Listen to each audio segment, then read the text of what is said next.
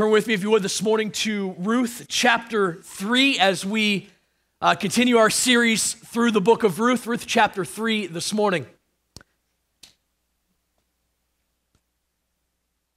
I want to once again confess to you, and before I get in, I pray you'll bear with me. I've been battling this cold and just can't seem to get rid of it. So pray you'll bear with me. If I make it through here, my throat doesn't kind of go out, then if not, I'll talk loud. Don't worry, I'll keep going. So just bear with me if you would. I've admitted to you on numerous of occasions that Christmas is really not my favorite time. I am not a huge Christmas fan. Now, before I dive any further, please know I love the reason for the season, but I really am not the biggest fan of Christmas. The presents and the decorations and all the work it takes to make that happen overwhelms me. And I know that may seem sacrilegious for some of you. Some of you are probably right now saying, I'm never coming back to this church. I can't believe they have a pastor that doesn't like Christmas. But I can tell you that what God does to people like me is they pair you up with somebody who loves it. And so I'm married to a woman, my wife loves Christmas. It's like decorating and putting everything out and making sure every room has at least a little tree in it and making sure there's baking and all this stuff is going on. And so God has a way of pairing us together. And I have gotten better at Christmas time and making sure that I try to be a part of helping out with Christmas. Now, my help is very minimal because I don't like it. But I try to have a good attitude, and it is a chance for God to grow my faith by trying to be a good sport at Christmas. So my wife, she kind of tells me, Dave, you need to step it up. Dave, people like Christmas. I like Christmas. But I'm just not. I'd much rather skip Christmas if I could. Just go right to Easter. I love Easter. I love the reason behind this season, but to be honest, it didn't happen in December. It happened in the spring. I know that, so we can wait till then. You know what I mean? Even theologically, I can prove to you why I don't like Christmas, but I'm not going to do that this morning. But I remember last year, we come up with these different ideas. Well, we had in our house when the previous owners, when we bought the home 6 years ago, the previous owners left some things for us. They left this dining room table, beautiful dining room table buffet that we have this hutch kind of thing. It's beautiful. And they left like this big screen TV in the basement. They were like, hey, we're just going to leave that. I'm like, sure, got to put something in the basement. Hey, might as well. Plus, it's so heavy, you wouldn't want to move it anyway. But one of the things they left was in the attic, this huge Christmas tree. This is like 10-foot, 9-foot Christmas tree, whatever it is. I don't know exactly. It's like 10 foot.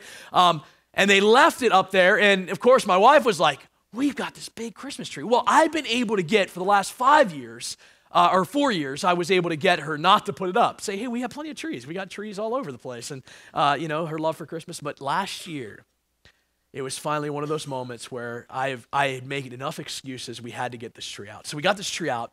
And as we were getting it out, the boys and I are digging it down from the attic. We're bringing it out. We're setting it up. And we found out that we had this base the base was only made for like a 6-foot tree. So we had this 10-foot tree being held up by a 6-foot base. And that doesn't work, let me tell you. The tree would just topple over. And so we had some friends over. And I always find it interesting that my wife will ask me to do something for Christmas when friends are over. It's strategic, I've learned it, is so that then I have to say yes to be good and be pastoral-like, And so I had to say yes. So anyway, there was an idea of using fishing wire to hold up the tree. And so what we're going to do is tie the top of the tree and connect it to the window pane area and kind of have it stand up. Plus, you can barely see. Some of you probably can't even see that. It's so thin, so people will walk by it and never know it's being tied up. And so they climbed up there and tied this thing up and tied it up. And, this is going to work. The fix-it people, they're like, hey, we'll use fish wire. What a great idea. Well, except for a little bit later on after we had put this thing up, guess what happened? It fell. This thing would not hold up to this tree. And so I remember my wife saying, well, we can just tie it even across the other side of the room. And no one will even know. We just have to make sure we know it's there. But we can put it all. And she has this whole elaborate plan as to how we're going to make this tree stand up with fishing wire. And so last year we had our 10-foot tree stay up. We warned the boys, listen, do not touch this tree. Do not play ball near the tree. Don't run past the tree. Don't let wind go by when you go past the tree. Whatever else, don't do it or it will fall. And it stayed up. We had to stay up. Finally, we put it away. Of course, in that moment when the fishing wire wasn't working, my initial reaction was, hey, we can't put the tree up. Let's just put it back in the box, take it back to the attic. But no, where there's a will, there's a way. And so we had this thing up. So this year, early on, my wife was like, we've got to make sure we get a base for that thing. We got to go. So I went out and we bought this, we had to get a real tree base, like one of those real trees, and kind of rig it and make it work. And it worked. Anyway, we got this tree up and it's standing. But isn't this somewhat like how we view the book of Ruth? Like, isn't there so many setbacks? It just seems like one thing happens after another thing, and it's just one on top of another, setback after setback. Remember back in chapter 1, we see this story of a man named Elimelech who took his family, his wife Naomi, his 2 sons Mahlon and Chilion. Remember we said don't name your sons Mahlon and Chilion because it means sickness and death. He took his 2 sons and his wife, and they moved from Bethlehem because there was a famine, ultimately because of the judgment of God during the time of the judges. And he moved them to Moab, a nation, a pagan nation, over to the east. And they go over to Moab, and while there, this decision that he makes costs greatly. We see there very, very quickly in Ruth chapter 1 that Elimelech dies, and then his 2 sons take wives. Those 2 women were Moabite women, which was commanded not. God commanded them not to do that. Those women were Orpah and Ruth. Eventually, Mahlon and Chilion die. Okay, if you name your kids that, you're banking on it, all right? And they die. I'm just kidding. And so now we have a woman, a Jewish woman, with 2 Moabite daughter-in-laws trying to figure out what in the world to do. It says they worked the fields of Moab until Naomi gets word that the famine in Bethlehem has now been lifted, and now food was beginning to develop in this land of bread, house of bread. Grain and wheat were beginning to come about, and so we find them going back to Bethlehem. Remember, she tells her daughters-in-law, listen, ladies, go home to your parents, go home to your gods, go home to your people. I've got nothing for you. In fact, if you remember, she says in chapter 1, I've got no hope. If I had hope, I'd give you something. I got nothing. And but we know the story. Ruth clings to her. Orpah goes back. Ruth clings to her and says, where you go, I will go. Where you lodge, I will lodge. Your people will be my people. Your God will be my God. Where you die, I will die. And we see this great statement of faithfulness of Ruth. At the end of chapter 1, we see Naomi renaming herself bitter, Mara. Remember, Naomi meant sweetie pie, sweet cup, buttercup, whatever else pet name you want to give. It was sweetness, and at the end, she renamed herself bitter. She was bitter. We then come to chapter 2, and remember at the beginning of chapter 2, who makes the decision to go out and glean in the fields to make money? It was Ruth. Ruth says, listen, I got to go to the field. I've got to go provide. And she goes glean. Gleaning was a law of leftovers. And she went out and gleaned, and while there met a man, a worthy man, a good man, a man who was wealthy and rich, and he was a man worthy of the Lord. And it says, he ended up being the Redeemer. At the end, we find Naomi begin to be delighted at the fact that this was a Redeemer, that there was hope in this man, Boaz. So we see one thing after another, and we're left in chapter 2, at the end of chapter 2, wondering what's going to happen. We're left in suspense, wondering if this man, Boaz, he was a Redeemer. The word in Hebrew is the word goel. He was a kinsman redeemer. He was a relative. And the word literally means he had the ability to redeem the land and the wife and family of a deceased relative, his Jewish relative. And so he had this right. The question was, he was able, but was he willing? That was the question. He was able, but was he willing? He was a goel, must be related by blood, and they must be able to pay the price, and they must be willing to redeem. And the question was he willing to redeem? He was able, but was he willing? Remember last week we talked about this idea of the plan of God, that the more we know God and the more we do what God has called us to do, the more we understand his plan. And we saw in chapter 2 that as Ruth was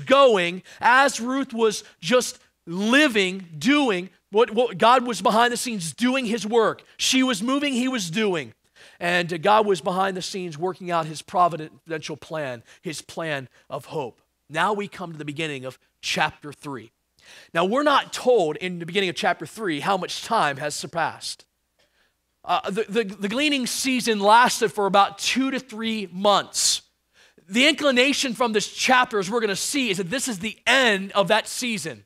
And the reason we know that is because it says they are winnowing barley. This happened at the end of the barley season. So this would have been 2 to 3 months later, most likely. Now we're going to explain some things. And what we're going to do this morning is go look at these 3 characters. And what we're going to find is that their hope begins to rise.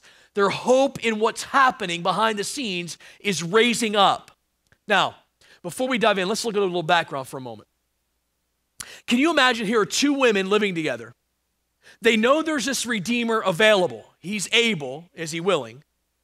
Can you imagine the conversations that are happening behind the scenes?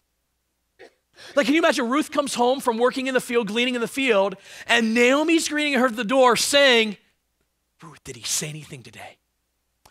Ruth, did he wink at you when you went to the gleaning center? When you went to get your instruments, did he say anything to you? No, Naomi, I don't know. I mean, I don't know what we are. I don't know if we're just friends. I don't know if he gets it. I don't know. I mean, he knows he's a redeemer, but does he know? Does he not want me? I mean, what's going on? And Naomi maybe every day was like, listen, today when you go up there, maybe just show a little wrist action. Go. Right? Maybe she was saying to her mother-in-law, maybe the mother-in-law was saying to his daughter-in-law, listen, you gotta make yourself known. Like, talk to him today.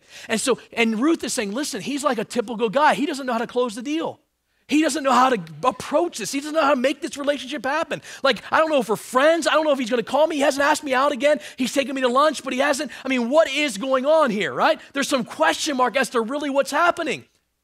He was able, but was he willing? And that was the question. By the way, funny story. I remember back when Alice and I first started hanging out, we weren't anything specific. We were just kind of hanging out. She invited me. One of the first moves she made on me was to invite me to church. It was true. She invited me to her church, the church I ended up serving in for many years, and she grew up there, and I ended up being an intern there and worked there and served there before I came here. And I remember the first time I came to the church, she invited me, and I came in a little bit late, and I sat down, and she walked up. She was part of the choir, and I saw her walk up, and I saw her parents. I knew her parents. Had met them at different sporting events at the college, and so I saw them, and I knew they were sitting. I sat kind of behind them. They didn't know I was there yet, and so I see her go up in the choir, and so she's standing there. I see her look at her parents. She doesn't know I'm there yet, and I see her look at her parents, and she made this face. She went. Now, at first, I didn't know why she did that, but I was assuming it had to do with me. I was assuming it until, now this is where it became proof, is then after they had this meet and greet time, I went up to her parents and said, hey, I was able to make it. Sorry, I'm a little late. And they were like, oh, come sit with us. I was like, no, you guys sit together. Anyway, her grandparents had been visiting from Ohio. And her grandmother is one of these chatty kind of ladies. And she looked at me, she said, oh, you must be Dave. I've heard so much about you. And one of those, like, she's going to pinch my cheek and she's, smells weird. And she's like, hugging me and everything. I'm like, lady, I don't even know you. And anyway, she's like, look at me. She's like, I've just heard so much about you. And immediately I knew she wanted me. Allison wanted me. And I knew at that point, I knew that the reason she reacted while she was in that choir loft was because she was worried I wasn't there. And now, I want to tell you, this is a little inside joke because even to this day, she denies it. Allison will deny, am I right? She denies it to this day that this didn't happen. Her grandmother gave it away, all right? Then her parents said, oh, come sit with us. I said, no, I'll just sit back here. You got grandparents visiting. I don't need to be here. They go, no, you're going to come to dinner with us too. Come on up. And of course, I was a poor college student. I get a home-cooked meal. I was going to take it. So I was like, all right, I'm going to sit with you. And anyway, I knew then that she wanted me. She couldn't resist me. And, all right? Can you imagine the conversations? I mean, maybe it was like Ruth and Naomi having these conversations. And that leads us to Ruth chapter 3. Because they come up with a plan. Take a look at it. Ruth chapter 3, verse 1. Then Naomi, her mother-in-law, said to her, my daughter, should I not seek rest for you, that it may be well with you? Is not Boaz our Goel, our redeemer, our relative, with whose young women you were? See, he is winnowing barley tonight at the threshing floor. Now, let's stop there and let's set the context. Notice Naomi brings this up and says, Ruth, am I not responsible to bring you rest? Here's what's interesting about this. Go back to chapter 1. We're going to make a lot of connections between these chapters this morning. Go back to chapter 1 and notice verse 9. As she's sending away her daughters-in-law, she says this, She says, the Lord grant that you may find what? Rest, each of you in the house of your husband. As she's sending the way, she says that you may find rest. The word here, a very interesting word, is the word manawak, which in Hebrew means security. So here in chapter 1, she says, listen, go back to your home so that you can find security and sufficiency and rest. Then we come to chapter 3. Ruth followed her, and now she says, Ruth, I have a responsibility to bring you security, to bring you rest, to make sure that you're taken care of. I have this responsibility for you, for the Lord. Now, Naomi's making a statement that's very interesting. I think it connects to chapter 1, this whole idea of the security that she's trying to bring. And she says, hey, go back and find security with another husband. Go back. My son has died for you. There's nothing for you. And here Naomi says, no, I'm going to find you. I'm responsible for your security. And then Naomi comes up with this elaborate plan. Now, before we dive in, I want to give you 3 options that they had. 3 options. Because this guy wasn't budging. He wasn't making a move. She tried to smile while in the choir loft at the winnowing field. He didn't budge. And so there were 3 options. First of all was the Jewish option.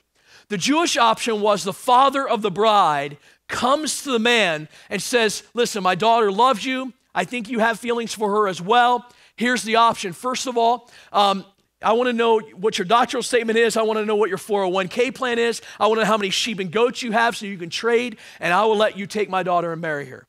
That was the father's, that's a Jewish idea. The father was responsible to go to this man and say, here's the deal. She loves you, you love her. Let's make a deal. You give me a bunch of sheep, I'll give you my daughter. That's how it works, all right? Well, you got to pay for her. You got to pay the price. Now, by the way, all throughout the Bible, just a little insight. Whenever you find this idea of marriage, you see it defined this way. For a man, all throughout the Old Testament, the man takes a wife or seeks a wife. A wife always is given in marriage. It's very interesting. All throughout the Bible, you find this idea, take a wife, seek a wife for a man. For a woman, it is she is given in marriage. That's the picture here. She is given in marriage. Here's the problem. Ruth is a Moabite. Ruth's dad, who knows if he's alive? He's back in Moab, and he certainly would not be accustomed to the Jewish customs, and he certainly wouldn't be accepted if he even came to make this deal. They wouldn't trade with them. So that's out of the picture. The second option was the Moabite way. If you know anything about Moab, remember when we went through chapter 1, I gave some introduction, and one of the introduction was that Moab was birthed out of an incestual relationship between Lot and his daughters. They named the son Moab. And so the Moabites had been accustomed to sexual immorality. The Moabite way would have been for Ruth to just go sleep with the guy. Just go and make herself known. She obviously was attractive, and just go sleep with him and get him. That would have been the Moabite way. That obviously wasn't going to be in the mix. You see the faith of Ruth in this story, so she wasn't going to choose that. And of course, that wouldn't have worked. So there was a third option. It was an obscure Old Testament law, in fact, option that many people probably would have forgotten. But Naomi had schemed. Naomi had come up with this plan. Take a look at this plan, Plan C. And I want you to consider some things. Here's how we're going to do this. We're going to go right through the characters, Naomi, Ruth, and Boaz, and we're going to pick something out about hope because we're seeing their hope begin to rise. Take a look at what Naomi says. Verse 2, is not Boaz our relative, our Goel, with whose young women you were? See, he is winnowing barley tonight at the threshing floor. Now, let me explain what's happening. So, in their day, and I want to give a little background because it gives us a context. It paints a picture for us.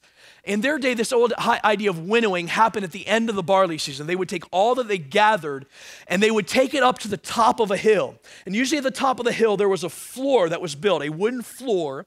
Usually they have a little tent over it, a floor. Now, in Judah in that day, in Israel, wine was made in the valleys. They pulled the grapevines down to the valley, and they would press the grapes. That way the juice would flow. The winnowing barley grain was made at the top of the hill. Here's why. What they do is they would take it up, and they would then stomp it. Animals would stomp the wheat. They would walk over the wheat on this floor mat, this big floor that they would build. They would then take what is called a winnowing fork. It was a big kind of like pitchfork thing. And they would take it and toss it in the air. And the breeze off the Mediterranean would blow the chaff away, but the grain would drop. It was heavy enough to drop. And so there was this process. They would bring all the things up to the top of the hill. They would throw it up. The breeze would cast away the chaff. The grain would fall. They would gather it together. And they would do this day and night all the way through, and especially toward the end of the season. So here we are at the end of the season. They're throwing up. They're winnowing the barley. They are preparing it. Now, if you want to know how this happens right behind us at a farm. I come over here during the harvest season, and there will be a haze over the entire property. Well, that haze is happening because there's a machine that is collecting the wheat, and it is mashing up the wheat from the grain. And what it does is it kicks back out the light stuff being the chaff. And the chaff is blown out, and it's dusty. So even today, you can see the effects of this. It's made by, and they allow the wind to take the chaff and blow it away. Even today, this is done. And so here's what would happen. The men, because this was such an important part, this is when the rubber meets the road, this is when the seed drops to the ground, is they would usually sleep on the winnowing floor to protect from thieves, to protect the grain and the profit from thieves. And so they would usually sleep there. For Boaz, who was a rich man, probably had multiple threshing floors. He probably stayed there for 2 or 3 months just protecting his crop, and then he would live for the rest of the time on the profits he made. So this was the custom. They would sleep there. Now, this sets the context. See, he is winnowing barley tonight at the threshing floor. The breeze would come in, they would do it late into the night, and then they would sleep. Now, notice what she says, verse 3. Therefore, wash and anoint yourself.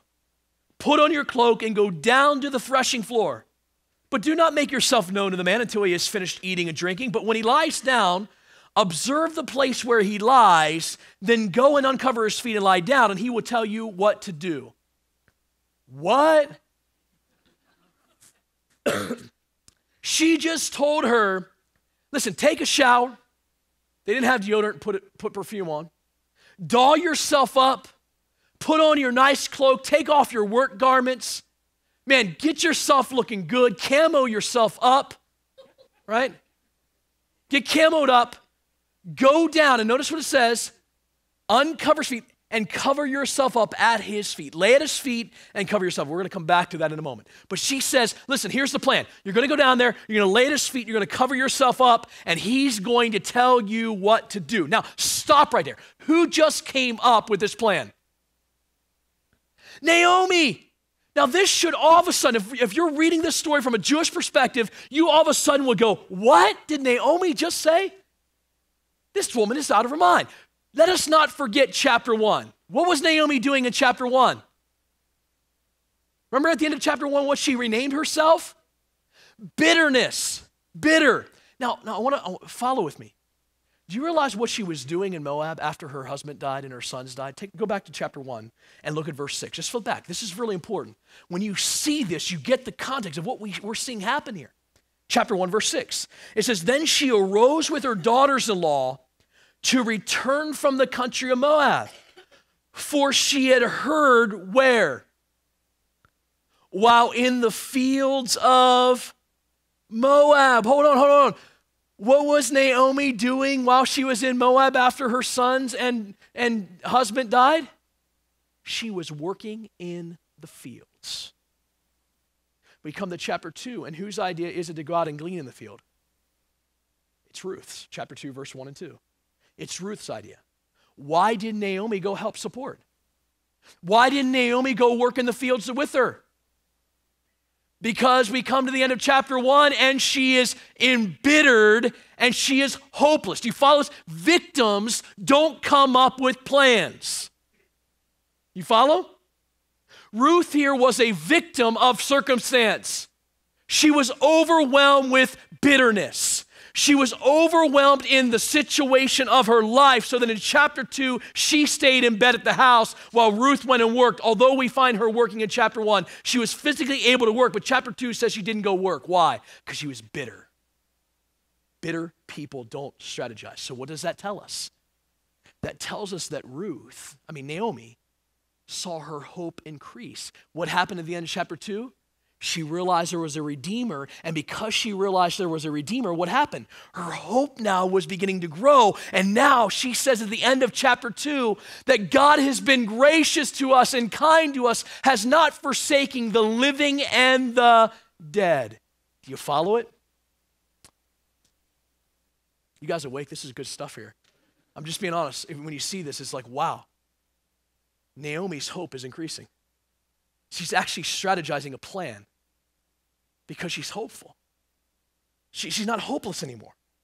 Somehow her hope has increased to the point she's not just sitting at home embittered, she's now making a plan as to what God is doing. Now, let's go on to the next character. By the way, the whole point of this is to say this. This is the point. Biblical hope, when you have hope, it gets you in places where you have no control. Biblical hope puts you in places where you have no control. This is an idea that is fraught with peril. It is dangerous. I mean, she's going to send Ruth out in the middle of the night in the time of the judges. Where remember in chapter 1 and 2 that she could have been raped. She's going to send her out in the middle of the night because she's hoping in the plan of God. She's hoping in trusting in God. Listen, the hope-filled life is a perilous life. I mean, it compels us to sometimes not have control. I mean, hope is admitting that we don't have control, isn't it? Hope is saying we don't know what's going to happen. That's why we need hope. It's saying we don't have control. Now, let's read on. We see the second character is Ruth. Verse 5. So Ruth replies, all that you say, I will do. If this crazy mother-in-law had a weird plan, what was Ruth thinking following her? Man, I would have wondered, is she an in-law or an outlaw? But she follows. It says, all that you say, I will do. We see Ruth's faith here. We see Ruth's hope. Notice what happens. So she went down to the threshing floor and did just as her mother-in-law had commanded her. And when Boaz had eaten and drunk and his heart was merry, he went to lie down at the end of the heap of grain. Then she came softly and uncovered his feet and lay down. And at midnight the man was startled and turned over, and behold, a woman lay at his feet. And he said, who are you? She said, I'm Ruth, your servant. Spread your wings over your servant, for you are a redeemer.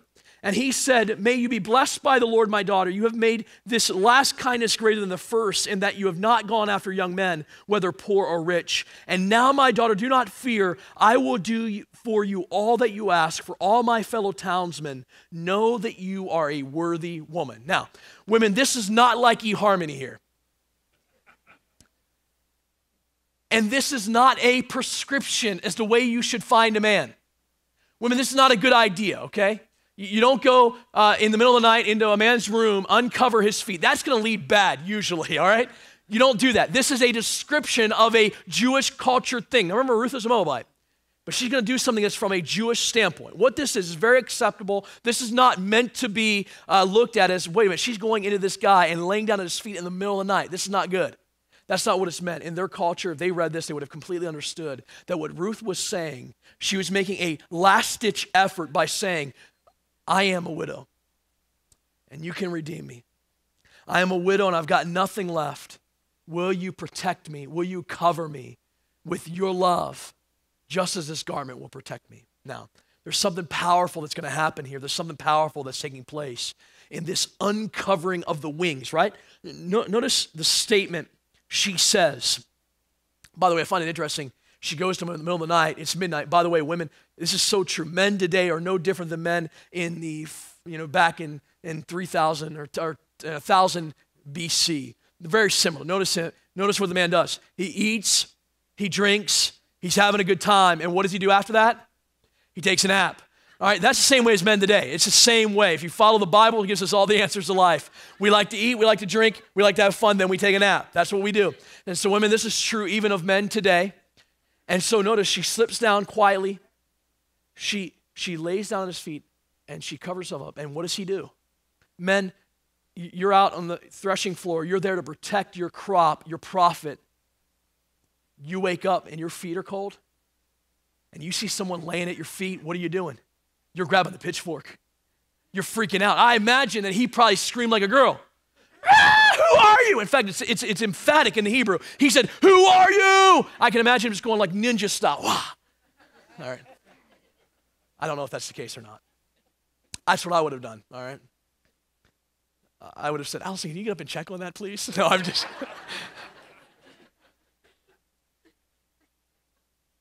He says, who are you? Notice what she says. This is powerful.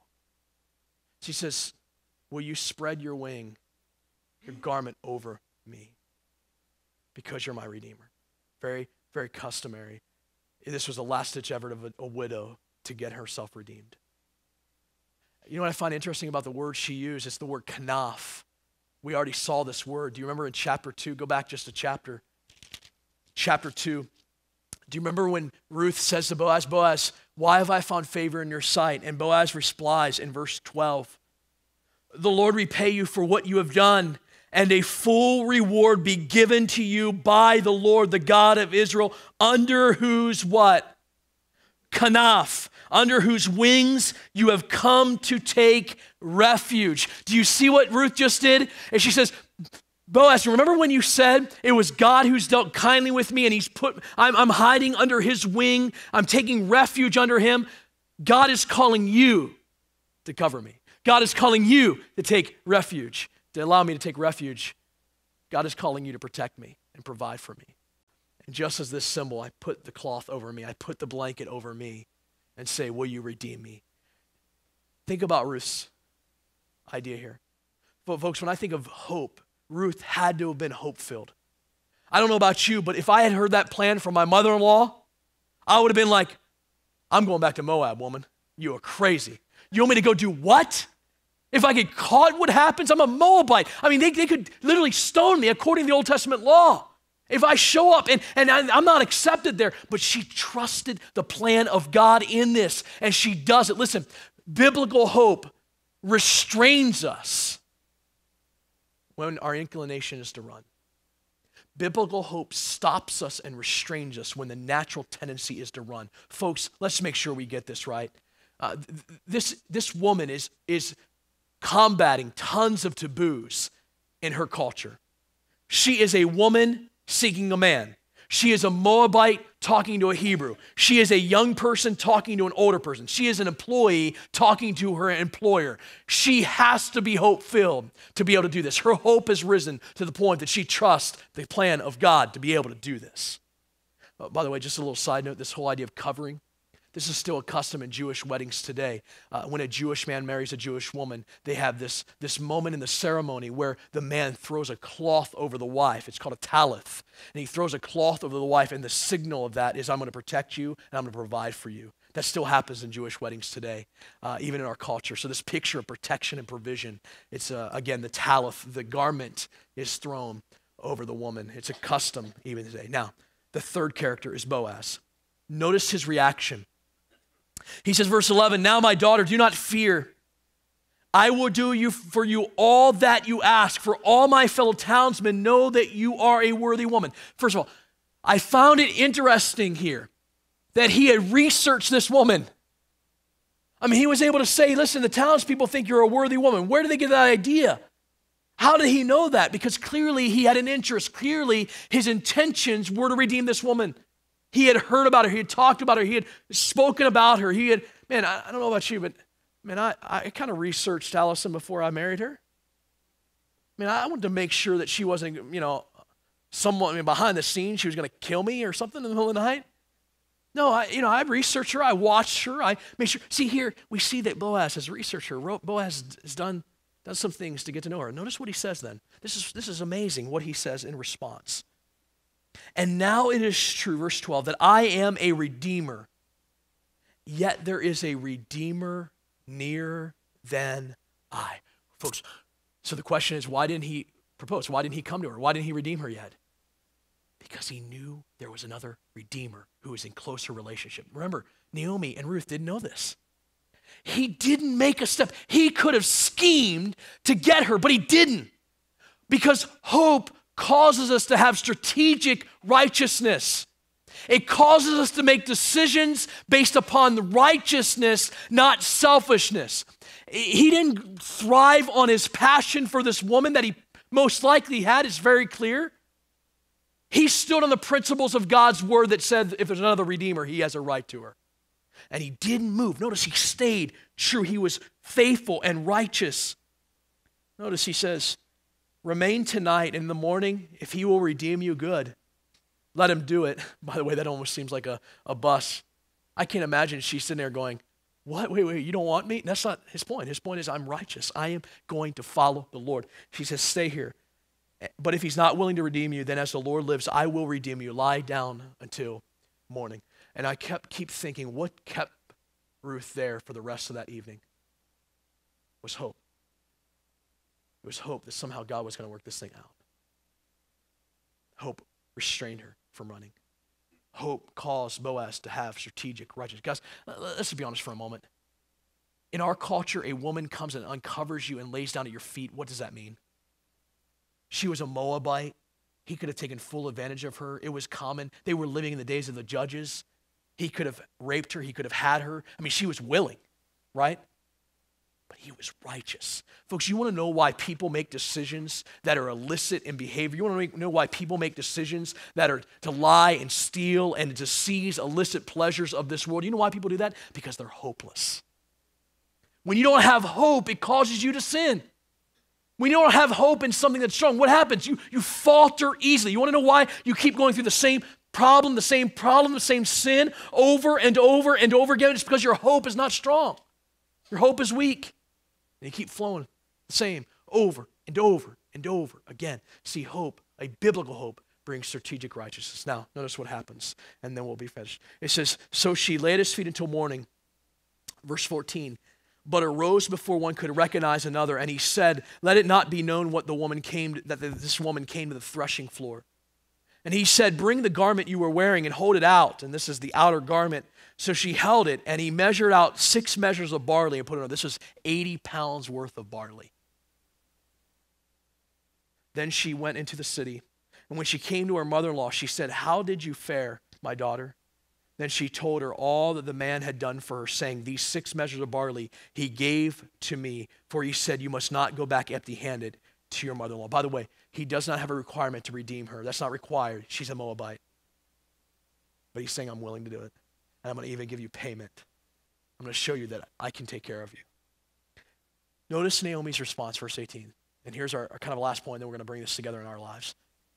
She replies, wait, my daughter, until you learn how the matter turns out, for the man will not rest, but will settle the matter today. Wait a minute here. Who just said that? Naomi, who was bitter in chapter 1.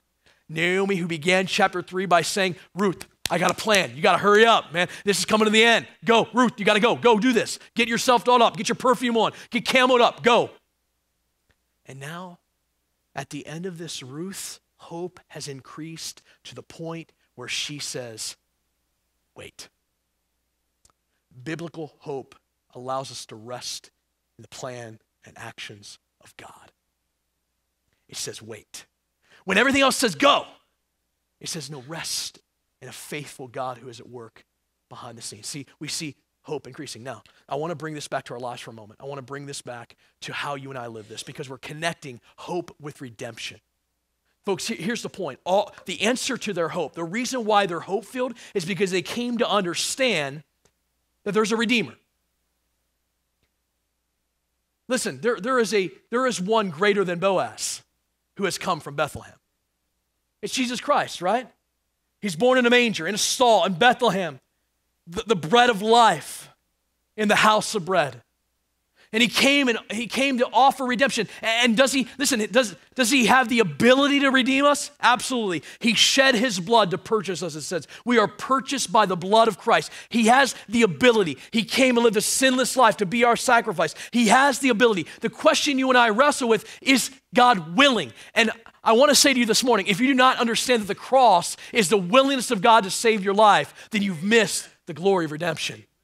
Redemption is the cross. The resurrection is God is not only able, but God was willing to redeem, willing to buy us back, willing to purchase us with his blood. Willing. Now listen, none of us are deserving of that. All of us are Moabites in our sinfulness. God doesn't have to do that, but God did that because of his great love for us. We have a Redeemer. And here's the connection. The more I understand the Redeemer, the more I understand hope. Now, let me explain what I mean, and I want to show you one more thing, and then we'll be done. Go back to chapter 1 for a moment. This stood out, and I kind of held on to it till this morning because I think this relates to chapter 3 pretty well and seeing their hope rise. Take a look at chapter 1, verse 12. This is Naomi speaking to her daughters-in-law, and telling them to go back, return to your own country, go back to your land. Verse 12. Turn back, my daughters, go your way, for I am too old to have a husband. If I should say I have hope. Now, it's interesting because when we think of the word hope, most of us usually think of a doubtful optimism, right? Like we say, I hope this happens. I hope I get this at my job. I hope we have kids. I hope I get married. I hope we have a house. I hope I finish school. I hope I get an A on this test. What are we really saying? We're saying, I wish it happens. We are not expecting it. We have a doubtful confidence, a doubtful expectation, right? We don't have a full expectation of these things happening. We just have a doubtful idea to this, right? That's how this works. Let me give you one expression we use all the time. Hope for the best, prepare for the worst. We all say that, don't we? What are we saying? We don't know how it's going to turn out. We hope it's okay.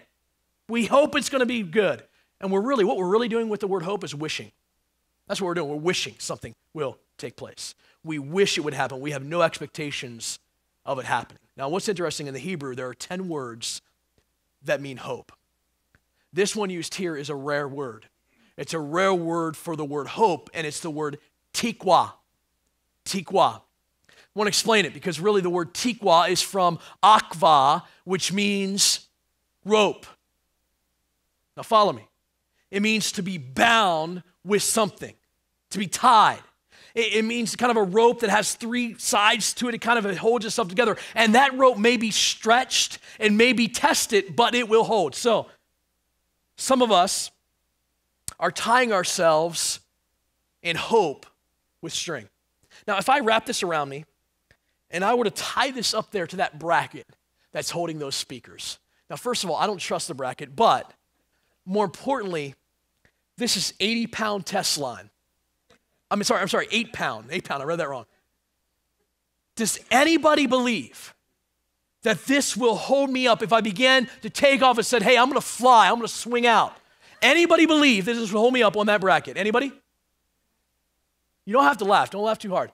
Because this wouldn't hold you up either, all right? It wouldn't hold you up.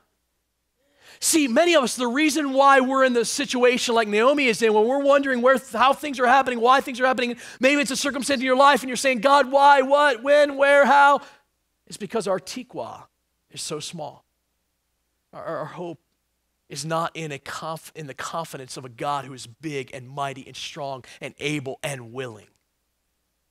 Our hope is in the what if of God instead of the fact of who God is. And so what we're doing, our hope is no bigger than this string. And the moment I begin to swing, or the moment my foundation begins to crumble, the moment the floor drops out of my life, guess what happens? It snaps, doesn't it? It breaks. And it doesn't take much pressure. And many of us, the reason why we find ourselves in misery, the reason why we find ourselves not with hope, we don't have joy or peace, is because our hope is so weak. It's not in the strength of God. Here's what tikwa is. Tikwa. This is tikwa. This is hope, all right? I have no doubt this rope will hold me up. I have no doubt of it. It's 2,000-pound line. And while it may stretch, while it may move a little bit, it'll be tested, I have no doubt anchored to the right thing. I'm not moving. I can swing out because my hope is secure, right? So here's the point. Last week we said, the more I know the Redeemer, the more my hope becomes robust. The more my hope becomes robust, the more I walk by faith. That's the progression we're seeing all the way through the book of Ruth. I know the Redeemer. The more I know him, Naomi in the beginning says, I have no hope. I have no tikwa. I have none. Then in the beginning, she begins to tie herself to a little line saying, I know God. And what happens to the end? Now she's saying, listen, just wait. Just wait. The floor's dropped out. There's another Redeemer. Oh no, what are we going to do? I'm holding on. I'm holding on because I know. God. I want to share this verse with you and we'll be done. Romans 15 says, may the God of hope, not wishy-washy, not maybe, not doubtful optimism, may the God of hope fill you with all joy and peace in believing, so that by the power of the Holy Spirit, you may abound in what? Hope. Oh, so here's what happens. I'm tied to him. The floor drops out and I say, wait, God, you're holding me up. You're keeping me up. I still have joy and peace. What happens? Now, my hope begins to grow. I begin to abound in hope. The hope remains. And all of a sudden, the next thing happens and I'm still standing. The next thing happens. And what happens now, all of a sudden, my hope is robust. My tikwa is huge. And now no matter what happens in my life, I know my Redeemer. If the floor drops out, I know I'm secure in him. If nothing happens the way I want, I'm secure because I know him. My hope is big. My faith is strong. I live in obedience to him. That's the Boaz in Bethlehem. That's the Jesus that we serve. He's willing and able. The question is, will we trust him? Let's stand together as we pray this morning.